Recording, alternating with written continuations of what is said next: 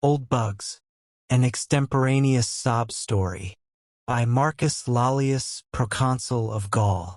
A small short story, by H.P. Lovecraft. Sheehan's Pool Room, which adorns one of the lesser alleys in the heart of Chicago's Stockyard district, is not a nice place. Its air, freighted with 1,000 odors such as Coleridge may have found at Cologne, too seldom knows the purifying rays of the sun, but fights for space with the acrid fumes of unnumbered cheap cigars and cigarettes which dangle from the coarse lips of unnumbered human animals that haunt the place day and night. But the popularity of Sheehan's remains unimpaired, and for this there is a reason obvious to anyone who will take the trouble to analyze the mixed stenches prevailing there. Over and above the fumes and sickening closeness rises an aroma once familiar throughout the land, but now happily banished to the back streets of life by the edict of a benevolent government, the aroma of strong, wicked whiskey, a precious kind of forbidden fruit indeed in this year of grace 1950. Sheehan's is the acknowledged center to Chicago's subterranean traffic in liquor and narcotics, and as such has a certain dignity which extends even to the unkempt attaches of the place. But there was until lately one who lay outside the pale of that dignity, one who shared the squalor and filth, but not the importance of Sheehan's. He was called Old Bugs, and was the most disreputable object in a disreputable environment. What he had once been, many tried to guess, for his language and mode of utterance when intoxicated to a certain degree were such as to excite wonderment. But what he was presented less difficulty, for Old Bugs, in superlative degree, epitomized the pathetic species known as the bum or the down and outer. Whence he had come, no one could tell. One night he had burst wildly into Sheehan's, foaming at the mouth and screaming for whiskey and hashish, and having been supplied in exchange for a promise to perform odd jobs, had hung about ever since, mopping floors, cleaning cuspidors and glasses, and attending to 100 similar menial duties in exchange for the drink and drugs which were necessary to keep him alive and sane. He talked but little, and usually in the common jargon of the underworld. But occasionally, when inflamed by an unusually generous dose of crude whiskey, would burst forth into strings of incomprehensible polysyllables and snatches of sonorous prose and verse which led certain habitués to conjecture that he had seen better days. One steady patron, a bank defaulter under cover, came to converse with him quite regularly, and from the tone of his discourse ventured the opinion that he had been a writer or professor in his day. But the only tangible clue to Old Bug's past was a faded photograph which he constantly carried about with him, the photograph of a young woman of noble and beautiful features. This he would sometimes draw from his tattered pocket, carefully unwrap from its covering of tissue paper, and gaze upon for hours with an expression of ineffable sadness and tenderness. It was not the portrait of one whom an underworld denizen would be likely to know, but of a lady of breeding and quality, garbed in the quaint attire of 30 years before. Old Bugs himself seemed also to belong to the past, for his nondescript clothing bore every hallmark of antiquity. He was a man of immense height, probably more than 6 feet, though his stooping shoulders sometimes belied this fact. His hair, a dirty white and falling out in patches, was never combed, and over his lean face grew a mangy stubble of coarse beard which seemed always to remain at the bristling stage, never shaven, yet never long enough to form a respectable set of whiskers. His features had perhaps been noble once, but were now seamed with the ghastly effects of terrible dissipation. At one time, probably in middle life, he had evidently been grossly fat, but now he was horribly lean, the purple flesh hanging in loose pouches under his bleary eyes and upon his cheeks. Altogether, Old Bugs was not pleasing to look upon. The disposition of Old Bugs was as odd as his aspect. Ordinarily he was true to the derelict type, ready to do anything for a nickel or a dose of whiskey or hashish, but at rare intervals he shewed the traits which earned him his name. Then he would try to straighten up, and a certain fire would creep into the sunken eyes. His demeanor would assume an unwonted grace and even dignity, and the sodden creatures around him would sense something of superiority, something which made them less ready to give the usual kicks and cuffs to the poor butt and drudge. At these times he would shew a sardonic humor and make remarks which the folk of Sheehan's deemed foolish and irrational. But the spells would soon pass, and once more old Bugs would resume his eternal floor scrubbing and cuspidor cleaning. But for one thing old Bugs would have been an ideal slave to the establishment, and that one thing was his conduct when young men were introduced for their first drink. The old man would then rise from the floor in anger and excitement, muttering threats and warnings, and seeking to dissuade the novices from embarking upon their course of seeing life as it is. He would sputter and fume, exploding into sesquipedalian admonitions, and strange oaths, and animated by a frightful earnestness which brought a shudder to more than one drug-racked mind in the crowded room. But after a time his alcohol-enfeebled brain would wander from the subject, and with a foolish grin he would turn once more to his mop or cleaning rag. I do not think that many of Sheehan's regular patrons will ever forget the day that young Alfred Trevor came. He was rather a rich and high-spirited youth who would go the limit in anything he undertook. At least, that was the verdict of Pete Schultz, Sheehan's runner, who had come across the boy at Lawrence College, in the small town of Appleton, Wisconsin. Trevor was the son of prominent parents in Appleton. His father, Carl Trevor, was an attorney and citizen of distinction, whilst his mother had made an enviable reputation as a poetess under her maiden name of Eleanor Wing. Alfred was himself a scholar and poet of distinction, though cursed with a certain childish irresponsibility which made him an ideal prey for Sheehan's runner. He was blond, handsome, and spoiled, vivacious and eager to taste the several forms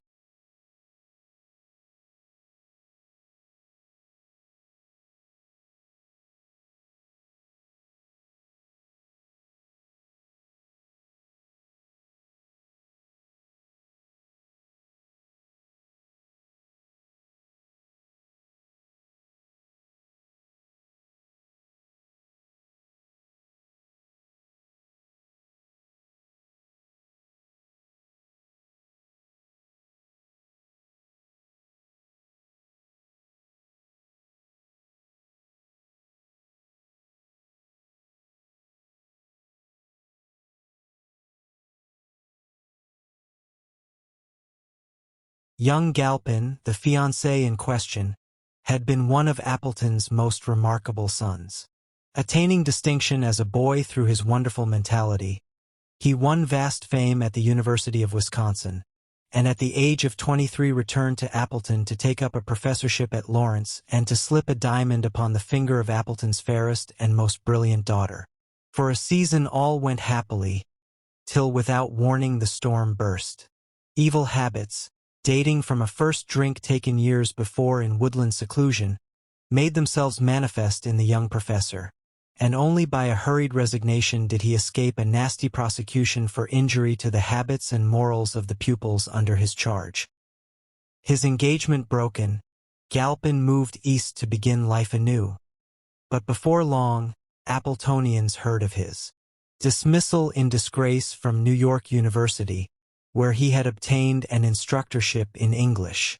Galpin now devoted his time to the library and lecture platform, preparing volumes and speeches on various subjects connected with belles lettres, and always shewing a genius so remarkable that it seemed as if the public must sometime pardon him for his past mistakes.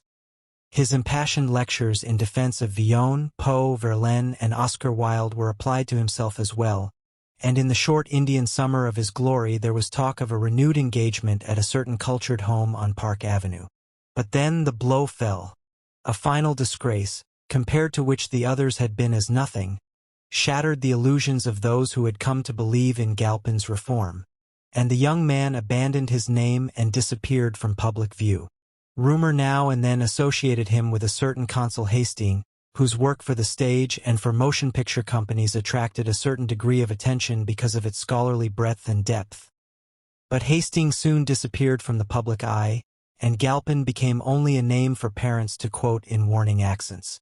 Eleanor Wing soon celebrated her marriage to Carl Trevor, a rising young lawyer, and of her former admirer retained only enough memory to dictate the naming of her only son, and the moral guidance of that handsome and headstrong youth. Now, in spite of all that guidance, Alfred Trevor was at Sheehan's and about to take his first drink. "Boss," cried Schultz, as he entered the vile-smelling room with his young victim. "Meet my friend L. Trevor, Bess Lil, sport up at Lawrence. That's N. Appleton, Wisconsin. Why no. Some swell guy, too. S. father's a big corporation lawyer up in his burg. N. S. mother's some lit-re genius. He wants to see life as she is. Wants to know what the real lightnin' juice tastes like. So just remember he's me friend and treat, I'm right." As the names Trevor, Lawrence, and Appleton fell on the air, the loafers seemed to sense something unusual. Perhaps it was only some sound connected with the clicking balls of the pool tables or the rattling glasses that were brought from the cryptic regions in the rear. Perhaps only that, plus some strange rustling of the dirty draperies at the one dingy window.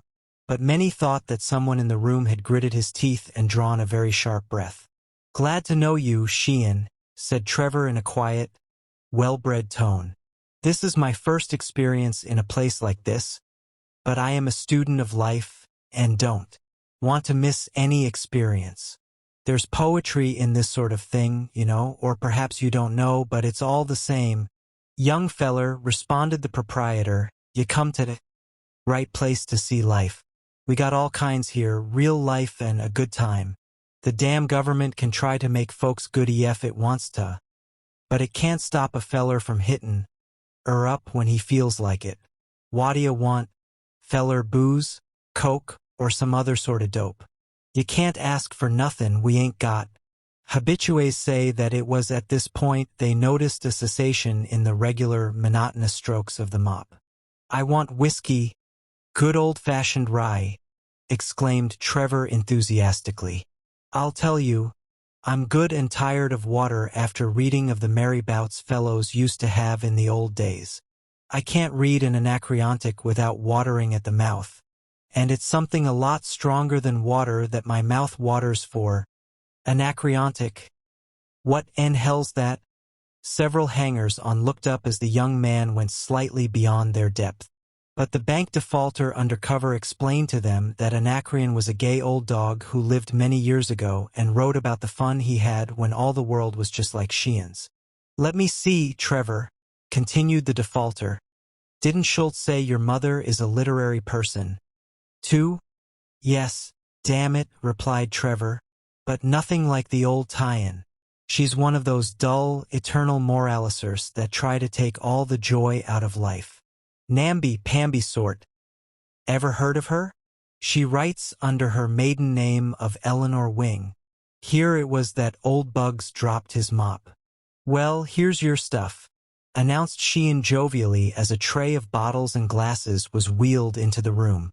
"Good old rye, and as fiery as you kin find any Eries in Chi." The youth's eyes glistened and his nostrils curled at the fumes of the brownish fluid which an attendant was pouring out for him. It repelled him horribly and revolted all his inherited delicacy. But his determination to taste life to the full remained with him, and he maintained a bold front. But before his resolution was put to the test, the unexpected intervened. Old Bugs, springing up from the crouching position in which he had hitherto been, leaped at the youth and dashed from his hands the uplifted glass, almost simultaneously attacking the tray of bottles and glasses with his mop, and scattering the contents upon the floor in a confusion of odoriferous fluid and broken bottles and tumblers. Numbers of men, or things which had been men, dropped to the floor and began lapping at the puddles of spilled liquor, but most remained immovable, watching the unprecedented actions of the barroom drudge and derelict.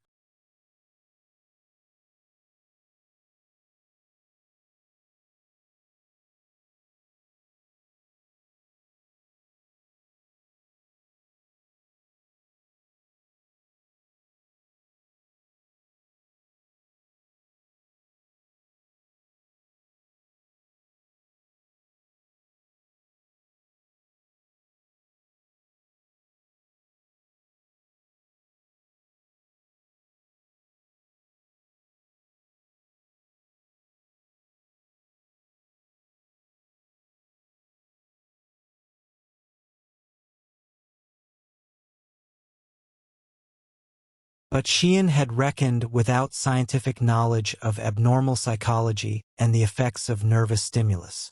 Old Bugs, obtaining a firmer hold on his mop, began to wield it like the javelin of a Macedonian hoplite, and soon cleared a considerable space around himself, meanwhile shouting various disconnected bits of quotation, among which was prominently repeated, "The sons of Belial, blown with insolence and wine, the room became pandemonium, and men screamed and howled in fright at the sinister being they had aroused." Trevor seemed dazed in the confusion, and shrank to the wall as the strife thickened. "He shall not drink! He shall not drink!" Thus roared Old Bugs as he seemed to run out of or rise above quotations. Policemen appeared at the door, attracted by the noise, but for a time they made no move to intervene. Trevor, now thoroughly terrified and cured forever of his desire to see life via the vice route, edged closer to the blue-coated newcomers. Could he but escape and catch a train for Appleton, he reflected, he would consider his education in dissipation quite complete. Then suddenly Old Bugs ceased to wield his javelin and stopped still, drawing himself up more erectly than any denizen of the place had ever seen him before.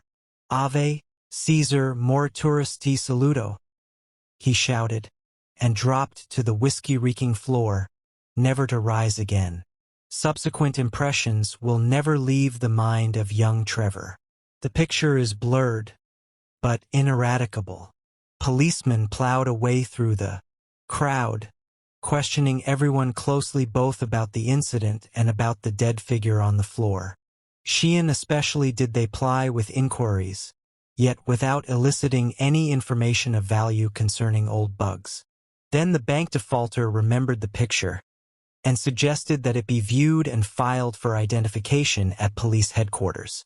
An officer bent reluctantly over the loathsome glassy-eyed form and found the tissue-wrapped cardboard, which he passed around among the others. "Some chicken," leered a drunken man as he viewed the beautiful face. But those who were sober did not leer, looking with respect and abashment at the delicate and spiritual features. No one seemed able to place the subject, and all wondered that the drug-degraded derelict should have such a portrait in his possession. That is, all but the bank defaulter, who was meanwhile eyeing the intruding bluecoats rather uneasily. He had seen a little deeper beneath Old Bug's mask of utter degradation. Then the picture was passed to Trevor, and a change came over the youth. After the first start, he replaced the tissue wrapping around the portrait, as if to shield it from the sordidness of the place. Then he gazed long and searchingly at the figure on the floor, noting its great height, and the aristocratic cast of features which seemed to appear now that the wretched flame of life had flickered out. "No," he said hastily as the question was put to him. He did not know the subject of the picture. It was so old, he added, that no one now could be expected to recognize it. But Alfred Trevor did not speak the truth, as many guessed when he offered to take charge of the body and secure its interment in Appleton. Over the library mantel in his home hung the exact replica of that picture, and all his life he had known and loved its original. For the gentle and noble features were those of his own mother.